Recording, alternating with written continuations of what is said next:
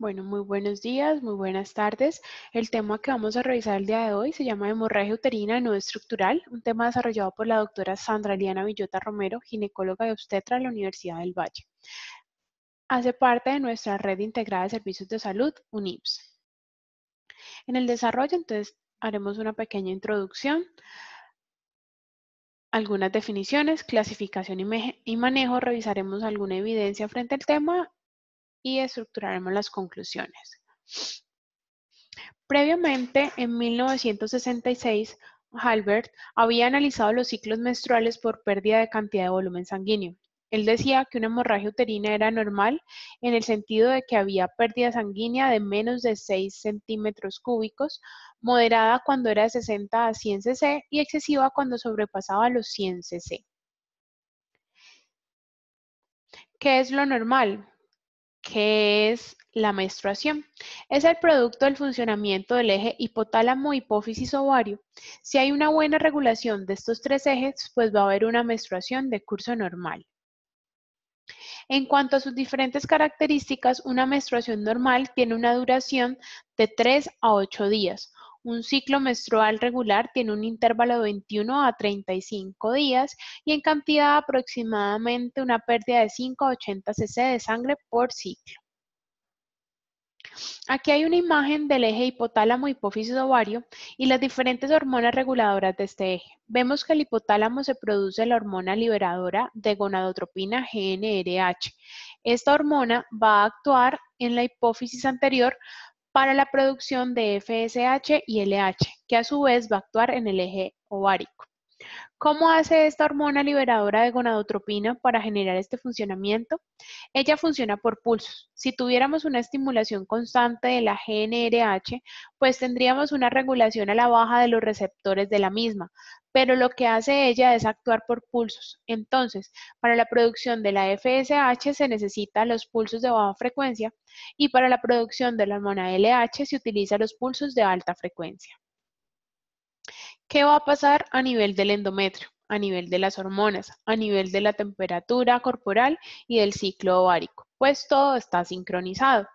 Entonces sabemos que en el ciclo uterino el endometrio va a tener una serie de cambios que van a responder a la liberación de todas estas hormonas y de las hormonas ováricas.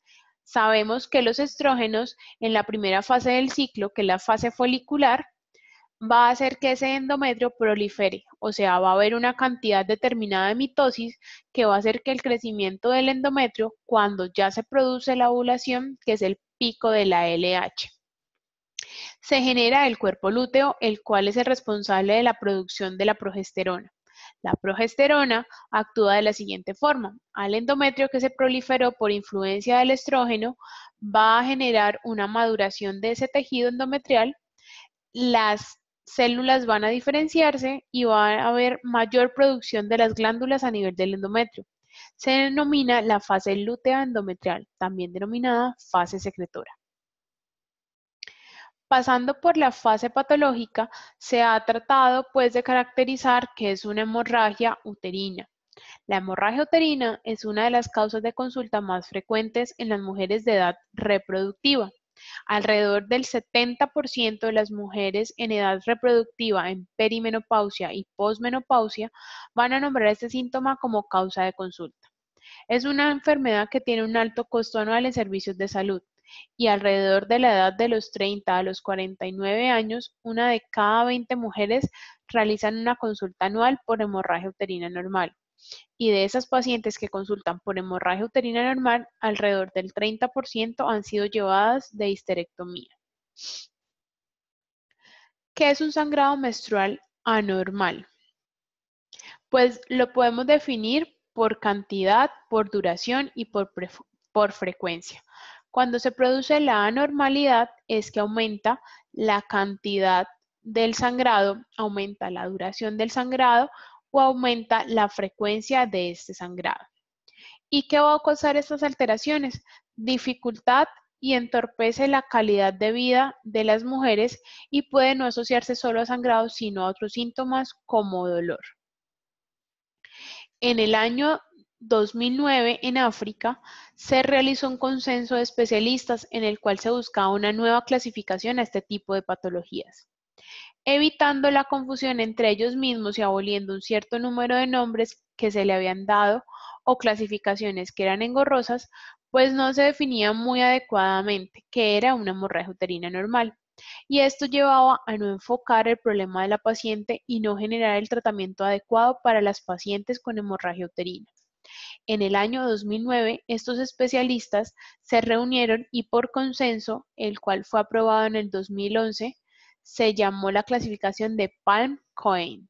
La primera parte del acróstico, que es el PAM, entonces se define a la parte de la hemorragia uterina estructural, es decir, a la que tiene una causa anatómica. Entonces, la significancia de las diferentes letras es P, pólipos, A, adenomiosis, L, leiomiomas, que puede ser la mayoría asociadas con hemorragia uterina normal, los submucosos u otros, y la M significa malignidad e hiperplasia.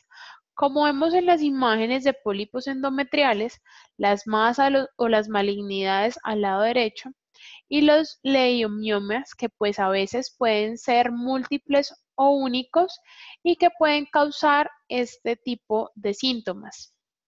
La última imagen corresponde a una hiperplasia endometrial.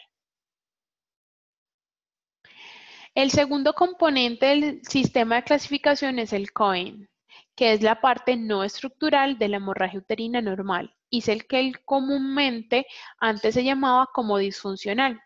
Ese término se ha ido aboliendo. ¿Qué significa cada letra del acróstico? C, coagulopatía.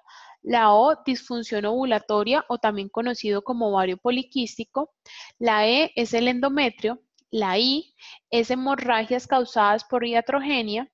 La N es lo que ahora se llama no clasificado, es decir, que hay ciertas causas que aún no están especificadas o mal caracterizadas que pueden producir una hemorragia uterina normal. Al usar la clasificación de Palm-Cohen, se debe realizar un sistema de diagnóstico por exclusión. Una vez que uno ha descartado las causas estructurales anatómicas, debe enfocarse en las causas no estructurales. Entonces, con base en la clasificación de la FIGO, inició en el 2009, siendo finalmente aceptado en enero del 2012. Lo que buscaba era identificar la terminología establecida por hemorragia uterina normal y crear una terminología que fuera de uso universal, más práctica que la que se venía utilizando previamente para mejorar el entendimiento del manejo de las pacientes con hemorragia uterina normal. Poco a poco se fueron abandonando los términos y nomenclaturas como hemorragia uterina disfuncional o se omiten los términos confusos como sangrado uterino disfuncional, hipermenorrea, hipomenorrea, menometrorragia, menorragia, metrorragia, oligomenorrea, términos que al final eran más confusos y los especialistas definían a su criterio la hemorragia uterina normal utilizando esta nomenclatura, un poco extensa y confusa. Entonces ahora adoptaron la parte más funcional y no estructural por medio del acróstico que revisamos previamente. ¿Cómo clasificar el sangrado? El sangrado se puede clasificar también en agudo y crónico. Un sangrado agudo es un episodio de sangrado en una mujer de edad adulta no embarazada y como su nombre lo indica es agudo. En cambio, el crónico es cuando ese sangrado proveniente del cuerpo uterino, que es normal en duración, volumen o frecuencia, ha estado presente por más de 6 meses. Prácticamente que el sangrado menor de 6 meses o instantáneo se llama agudo y de más de 6 meses crónico. Hay otro tipo de nomenclatura que es el sangrado anormal, que se divide en varios ítems por frecuencia menstrual. Uno puede decir que un sangrado es frecuente si tiene menos de 21 días de duración en un periodo de 6 meses o infrecuente cuando dura más de 35 días en venir la menstruación en un periodo de 6 meses. Los sangrados irregulares es cuando el inicio de la menstruación es impredecible, se puede presentar en un sangrado menstrual irregular. En cuanto a duración, un sangrado prolongado es aquel que dura más de 7 días en una base regular del ciclo y casi siempre ese sangrado de más de 7 días se asocia a un sangrado menstrual abundante. El sangrado menstrual corto es aquel que dura menos de 2 días. Los sangrados intermenstruales, como su nombre lo indica, son episodios de sangrado que se dan entre los ciclos cronológicamente normales, puede ser cíclico y se puede asociar a algunas patologías que vamos a ver más adelante.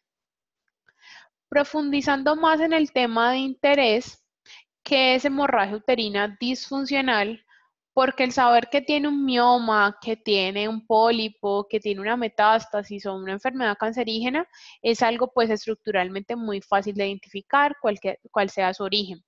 En cambio, cuando es una hemorragia que no sabemos de cuál sea su origen, en la cual encontramos estructuralmente el útero, los ovarios, el eje normal, esto sí nos puede causar algo de dificultad al enfocar a la paciente y al manejarla.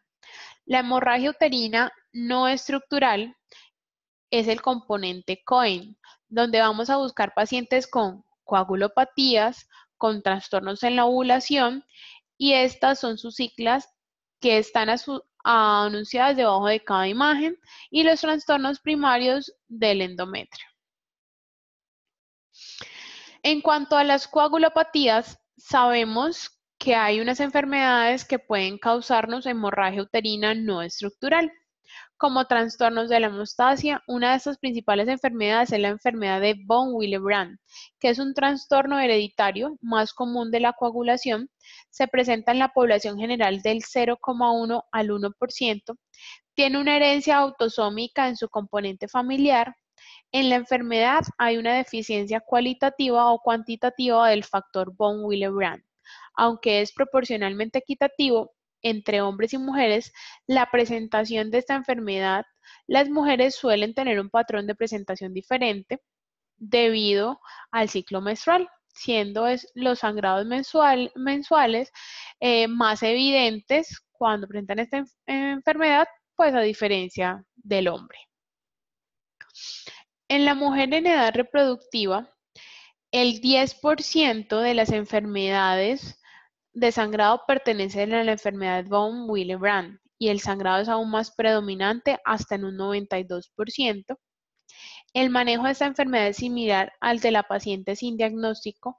Una contraindicación son los antiinflamatorios no esteroideos por sus efectos antiplaquetarios y ante la no mejora con el manejo del esquema que vamos a ver más adelante, las pacientes entran al servicio de hematología y una opción de tratamiento en esas pacientes es la desmopresina.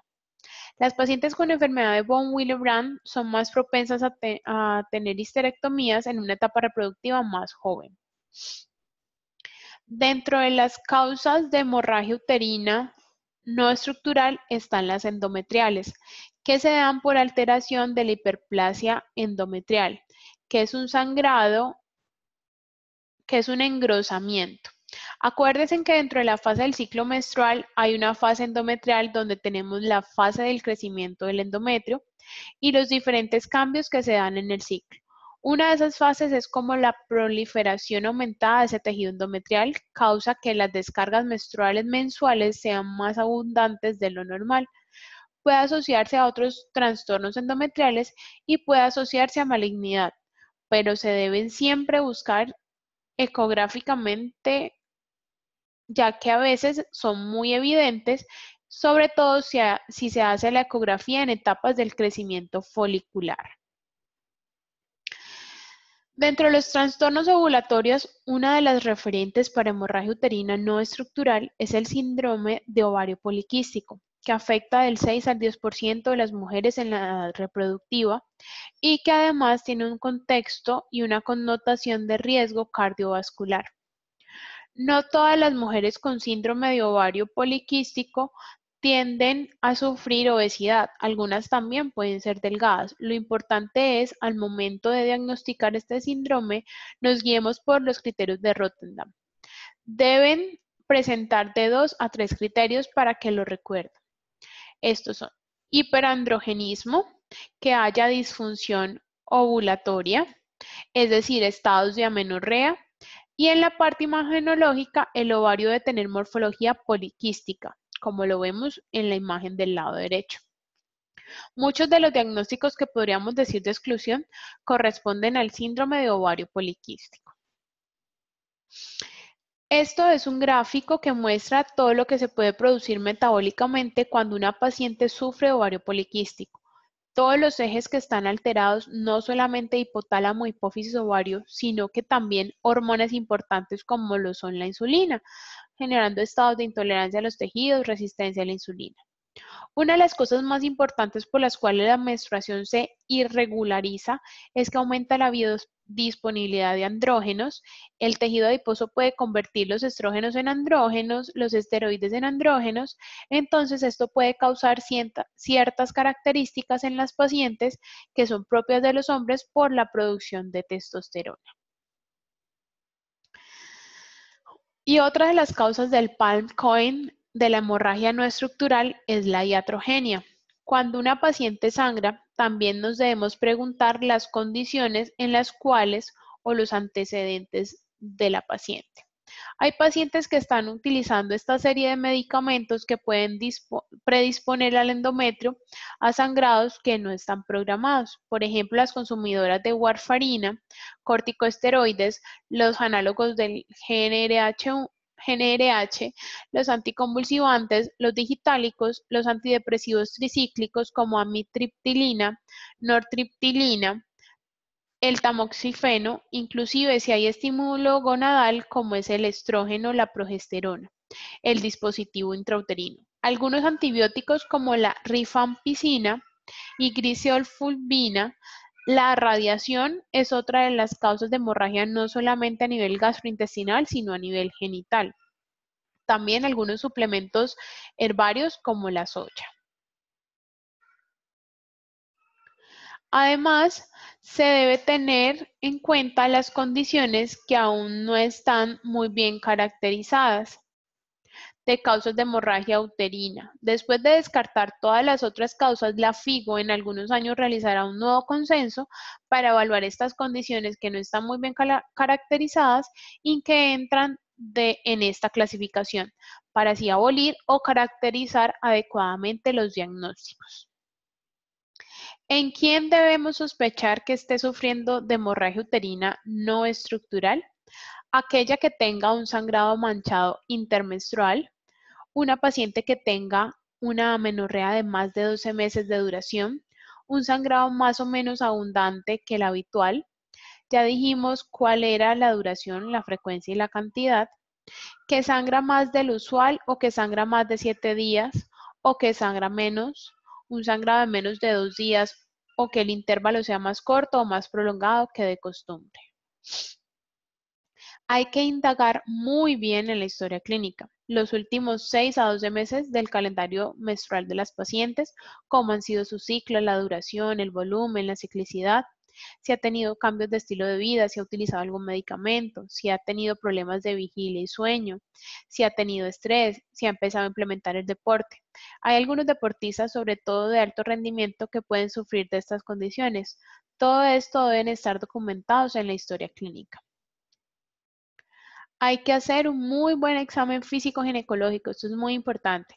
Una especuloscopia, evaluar el cervix, el cuello, que no tenga alteraciones evidentes. En ocasiones son claras las condiciones estructurales como un pólipo, podemos ver pólipos endocervicales, pólipos endometriales abortándose por el cervix, neoplasias o algunas otras condiciones que se pueden evidenciar en un muy buen examen físico.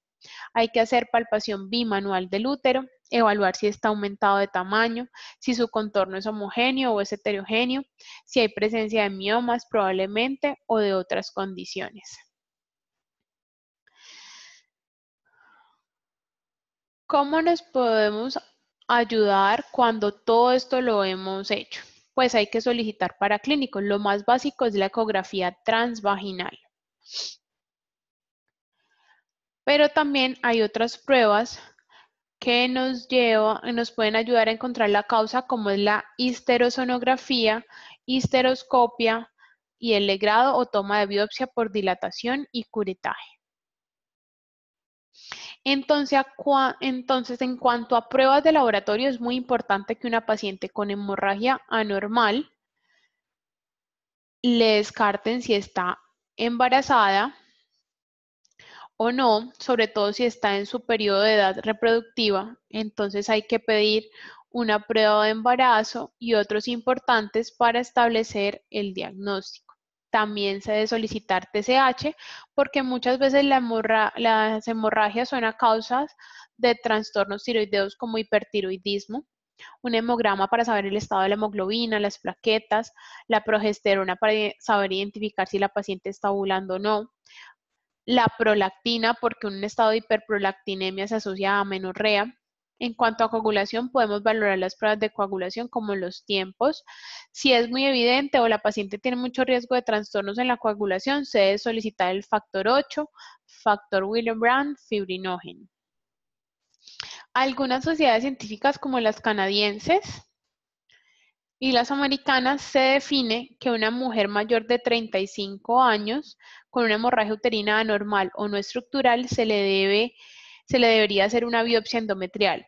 Algunas guías definen que después de los 45, otras después de los 40, pero las que más temprano indican la biopsia endometrial para descartar malignidad son las guías canadienses.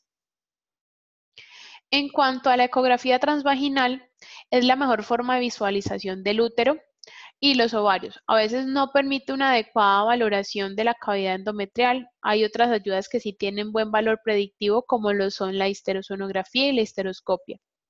En esta ecografía transvaginal, idealmente en la realización se sugiere entre los días 4 y 6 del ciclo, donde el endometrio es mucho más delgado y podríamos evaluar mejor la presencia de pólipos. Recordar que en la menopausia el endometrio puede llegar a medir hasta 4 milímetros de grosor. Es ahí una atrofia endometrial por menopausia. En la imagen que les estoy mostrando es una ecografía que evidencia unas imágenes ovaladas bien circunscritas que tiene una presencia de miomas, unos en la parte subserosa y los de la ecografía de arriba están en el componente submucoso e inclusive intramiomas. Uno de los componentes para evaluar bien la cavidad endometrial es la histerosonografía, que es pues la infusión de solución salina en la cavidad y hacer la ecografía después de esto. El valor predictivo positivo de este tipo de exámenes es del 94 al 100% en la evaluación del útero y endometrio. También es ideal realizarlo en la fase folicular del ciclo posterior a la menstruación. La predicción en cuanto a enfermedad y a diagnóstico es similar a la de hacer una histeroscopia, mucho más tolerable que hacer una histeroscopia, pero las dos pueden tener un muy buen valor predictivo. Estas son las imágenes de pólipos. A la infusión de solución salina se ven mucho más resaltados los pólipos endometriales en las imágenes del lado derecho. Aquí también están señaladas con las flechitas. Bueno, en este artículo del 2015 lo que dice es que se recomienda como primera línea de diagnóstico la ecografía ginecológica transvaginal. Es que si ya la ecografía sale normal, ahí sí ya podríamos optar por otras formas de diagnóstico. Otra de los métodos de diagnóstico es la histeroscopia, que es una visualización directa de la cavidad uterina por medio endoscópico que se introduce por la vagina y por el orificio cervical hasta la cavidad endometrial. En todo este recorrido nosotros podríamos visualizar, inclusive hacer una vaginoscopia. Esto implica la infusión de líquido y una de las complicaciones es el embolismo aéreo. Es muy raro, pero se puede presentar. Esto se puede hacer de forma ambulatoria en nuestros consultorios si contamos con un equipo. Se puede hacer de forma quirúrgica ya con sedación. ¿Qué es lo que vemos alrededor de la introducción de este instrumento telescópico? Podemos evaluar la cavidad endometrial, la cavidad endocervical, puede ser diagnóstico, puede ser terapéutico, en el sentido que si vemos un pólipo podemos resecarlo o hacer el tratamiento y también podemos corregir miomas submucosos. Además, evaluar áreas que tal vez en la ecografía no se habían descrito. Si se observan lesiones muy sospechosas de malignidad, podemos tomar biopsias dirigidas de ese tejido. Entonces, así identificamos las lesiones y las anomalías estructurales que pudieran haberse pasado por medio de otras imágenes. Y por último, es tomar una biopsia. Las biopsias se pueden tomar por dilatación y curetaje, por aspiración, o hay unos centros hospitalarios que tienen unas curetas o pipetas pequeñas, se introducen por el orificio cervical y se hace un raspado de todas las áreas del endometrio sin necesidad de volver a repetirlas. Es simplemente introducir la pipeta y sacar. El más invasivo es llevar a la paciente a un legrado, que no es la recomendación de primera línea, sino hacer este tipo de métodos ambulatorios menos cruentos y que tienen menos complicaciones. Una paciente que está en una histeroscopia se realiza una biopsia dirigida por visualización.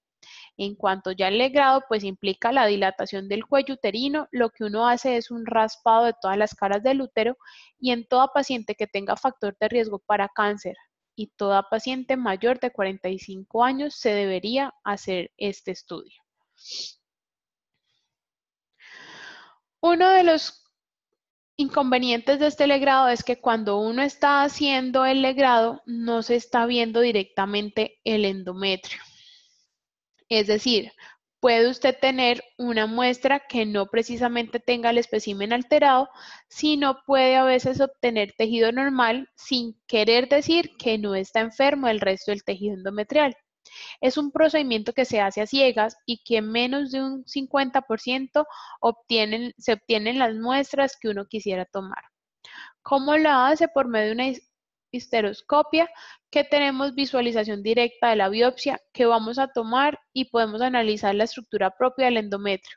Tiene un valor predictivo positivo del 78% y mejora el diagnóstico histopatológico porque ya estamos orientados en la muestra alterada que estamos viendo visualmente durante el procedimiento. En cuanto al tratamiento de la hemorragia uterina no estructural, nosotros siempre empezamos por los antiinflamatorios no esteroideos. Luego buscamos la ayuda de los antifibrinolíticos, podemos dar manejo hormonal con los anticonceptivos orales combinados y también tenemos las progestinas. La idea es mejorar los síntomas de la paciente, disminuir el sangrado, controlar el ciclo menstrual y optimizar la patología desencadenante de la hemorragia. Con el tratamiento hormonal, lo que se busca es restaurar la secuencia de crecimiento sincronizado del endometrio, estabilizando pues ese endometrio, que no haya hiperplasia del endometrio, sino que es reproducir lo que normalmente sucedería por medio de los estrógenos, prostágenos y cambio en algunas combinaciones de los anticonceptivos. Entonces, empezando por los antiinflamatorios no esteroideos, ¿qué hacen los antiinflamatorios? Suprimen la síntesis de prostaglandinas, inhibiendo la ciclooxigenasa. Ellos hacen como un balance entre la producción de tromboxano A2 y la prostraciclina. ¿El tromboxano para qué sirve? Para aumentar la agregación plaquetaria. Hacen trombosis, así disminuye el sangrado en un 40%. Uno de los representantes más estudiados son el ácido mefenámico y el naproxeno. Y a su vez, no solo estamos tratando el sangrado, sino que estamos mejorando la calidad de los síntomas de la paciente, porque como les dije, muchas de ellas también cursan con dismenorrea, dolor en la menstruación. ¿Cuáles son las dosis estudiadas del ácido mefenámico? Entonces son 500 miligramos cada 8 a 12 horas, ciclos cortos de 4 a 5 días. El naproxeno se puede utilizar de 250 a 500 miligramos 2 veces al día por ciclos cortos de 5 días y el ibuprofeno de dosis de 600 a 1200 miligramos al día por 4 a 5 días. Cuando se estudia y se evalúa el ácido mefenámico versus el no dar nada en las pacientes que han tenido hemorragia uterina normal y que son usuarias del acetato de medroxiprogesterona. ¿Cuál es la conclusión? Que ellos sacan que administrarlo en las dosis que ya les dije es efectivo en el manejo de la hemorragia uterina normal.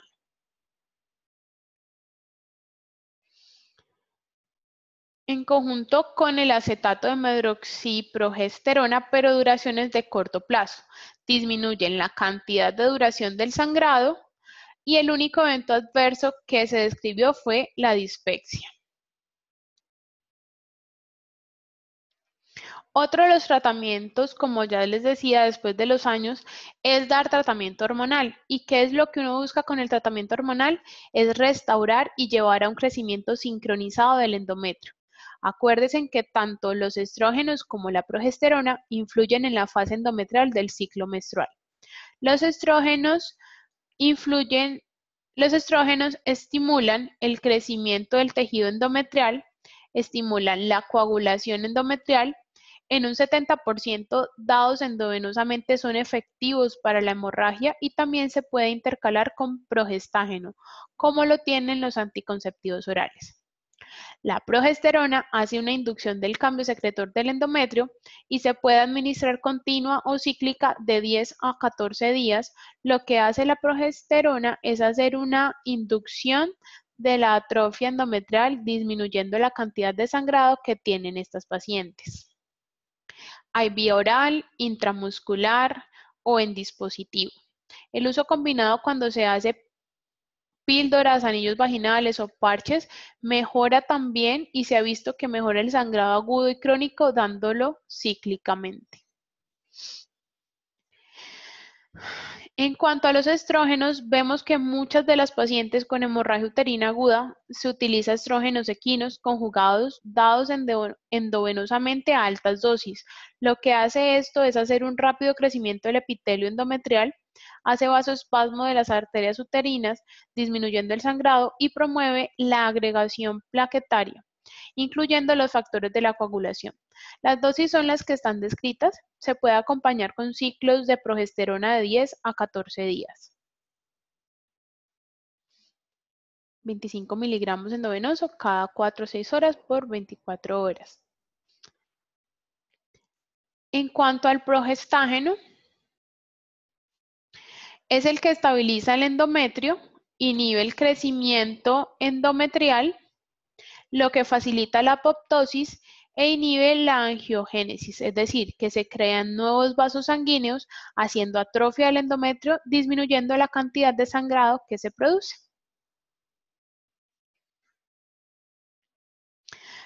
Se concluye que el régimen combinado muestra alta efectividad en la disminución del sangrado y que estas pacientes disminuyen la tasa de procedimientos quirúrgicos a las cuales son sometidas, o sea, disminuyendo que la paciente sea llevada a una donación endometrial o a una histerectomía. Otro de los tratamientos son los progestágenos. Vía oral, está la Provera, que muchos ya lo han utilizado. Se puede dar de 2,5 a 10 miligramos al día. Y hay otro que es el Dianogest, que ahorita se está utilizando mucho, de 2 a 4 miligramos al día y el uso a partir de los 5 días de la menstruación por 21 días. Tiene un 50% de regulación del ciclo menstrual. También lo hay inyectable, pero el problema es que se puede generar a la paciente amenorrea. También los dispositivos intrauterinos, que son el Mirena, con liberación del levonorgestrel, 20 miligramos cada 24 horas, y lo que hace es disminuir el grosor endometrial y la densidad vascular, disminuyendo el sangrado. Otros más nombrados ahorita son los agonistas de GnRH. El acetato de loprolide, utilizado mucho también para la disminución de los miomas uterinos, del volumen de los miomas uterinos que hacen los agonistas. Regulan los receptores de GnRH inhibiendo la secreción de gonadotropinas, es decir, ponen a la paciente en un estado hipogonadotrófico atrofian el endometrio, pero eso es útil en la miomatosis uterina y como efecto secundario es que pone a la paciente en un estado de menopausia temprana. Entonces hay que advertirle a la paciente los síntomas de la menopausia que podrían aparecer en ella. Uno de los más utilizados anticonceptivos orales es el valerato de estradiol y Dianogés. Los que combinan el valerato de estradiol, que es el estradiol natural, y el Dianogés, que es una progesterona, entonces esto lo tiene el Qualaira, el Every, y al utilizar este medicamento lo que ellos dicen es que los pacientes han mejorado enormemente, sobre todo las que han tenido ciclos con menstruaciones abundantes, aparte de que disminuyen el sangrado, hacen que el ciclo se controle. En cuanto al acetato de uliprostol, han visto que disminuye el sangrado menstrual, causa amenorrea, a su vez también es un estado de no menstruación, entonces la hemoglobina y el hematocrito vuelven y suben porque la paciente ya no está sangrando y disminuyen el volumen de los miomas uterinos. La conclusión con el acetato de uliprostol es que los cursos de 12 semanas controlan de manera efectiva el sangrado, el dolor y disminuyen los miomas. Eso es lo que dice la evidencia. Y el otro muy bien usado, que ustedes lo usan a veces cuando las pacientes les sangran, es el ácido tranexámico, que es un inhibidor de la activación del plasminógeno. Este inhibe la fibrinolisis y promueve la formación de los coágulos. Por lo tanto, este disminuye la pérdida de sangre hasta en un 40 a 50%. El ácido tranexámico tiene presentación en tabletas y solución inyectable. Cuando tenemos una paciente que no está sangrando muy agudamente, uno le puede dar ciclos de 3 tabletas al día por 5 días de ácido tranexámico, o cuando tenemos la paciente en estado crítico, podemos aplicar 10 miligramos por kilogramo de forma endovenosa, máximo 600 miligramos por dosis para el tratamiento del sangrado. La única contraindicación es para pacientes con enfermedad trombótica activa. Otro ya más invasivo del tratamiento es la ablación endometrial, que es una alternativa en el tratamiento y es la destrucción del endometrio. Este lo podemos hacer por medio de la histeroscopia. Es un procedimiento mínimamente invasivo, pero disminuye enormemente la tasa de histerectomías hasta en un 20%. Es decir, volver todo ese endometrio que está grueso y abundante a una atrofia por la ablación. Las indicaciones pues en hemorragia uterina de origen benigno, pacientes pobres candidatas a cirugía, histerectomía y cuando fracasa la intervención primaria que hemos definido como los AINES, los fibrinolíticos. Las contraindicaciones absolutas, pues obviamente el embarazo o las pacientes que tienen un deseo de preservar la fertilidad, cuando hay infecciones agudas pélvicas, en cáncer de cuello uterino y cuando hay conocimiento o sospecha de cáncer endometrial. Bueno, en cuanto a las conclusiones de toda la charla, ya vimos que la clasificación de la hemorragia uterina ya tiene otro contexto dado por la FIGO. Ya no vamos a utilizar toda la nomenclatura previamente numerada, que ahora debemos hablar del Palm Coin y que cada sigla en este acróstico nos significa algo. La primera parte es la parte estructural, que son todos los pólipos, miomas, y la segunda parte del acróstico es la parte no estructural, donde están las coagulopatías, disfunción ovulatoria, entre otras. Alrededor de este debemos enfocar ya la hemorragia uterina normal, que todavía faltan muchos estudios para definir algunos tratamientos y algunas clasificaciones. El manejo suele ser interdisciplinario a veces y antes de llegar a lo más radical, que es la histerectomía, en una paciente con hemorragia tenemos que explorar las diferentes formas de tratamiento como se los he mostrado y así disminuimos la mortalidad de estas pacientes. Muchas gracias por la atención prestada.